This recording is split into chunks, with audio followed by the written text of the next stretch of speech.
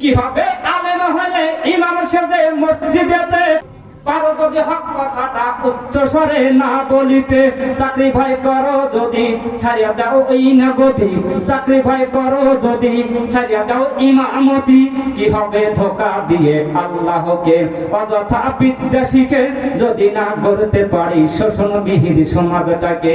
কি হবে বেঁচে থেকে, কি হবে ছাত্র হয়ে চুমো খেয়ে সনদখানা, যদি হয় বিদ্যালয়টা পতিতালয়ের আড্ডাখানা।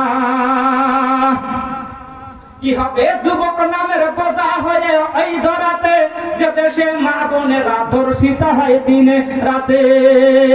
যৌবনের সার্থকতা বুঝিবে সকল ব্যথা, যৌবনের সার্থকতা বুঝিবে সকল ব্যথা। পারো যদি বলি দিতে মানুষরূপী পশুটাকে, কি হবে বেঁচে থেকে, অযথা বিদ্যা শিখে যদি না গড়তে পারি শোষণবিহীন সমাজটাকে। কি হবে বেঁচে থেকে, কি হবে নামাজ রোজা ইমানদারির বড়াই করে, যদি ওই খোদার কোরআন নর্দমাতে থাকে পড়ে। মসজিদের কোণে বসে জিকির যত করই কষে, মসজিদের কোণে বসে তাসবিহ যত টানই কষে, এভাবে যায় না পাওয়া আল্লাহকে। অযথা বিদ্যা শিখে যদি না গড়তে পারি শোষণবিহীন সমাজটাকে।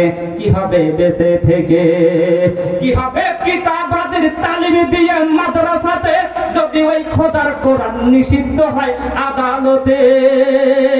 কাফনের কাপড় মাথায় ময়দানে আই ছুটে আয়, বিলিয়ে দেই না মোদের জীবনটাকে। অযথা বিদ্যা শিখে যদি না গড়তে পারি শোষণবিহীন সমাজটাকে। কি হবে বেঁচে থেকে, কি হবে, কি হবে শেষ নবীজির উম্মত বলে দাবি করে, যদি ওই নবীর চেয়ার কাদিয়ানীরাই দখল করে।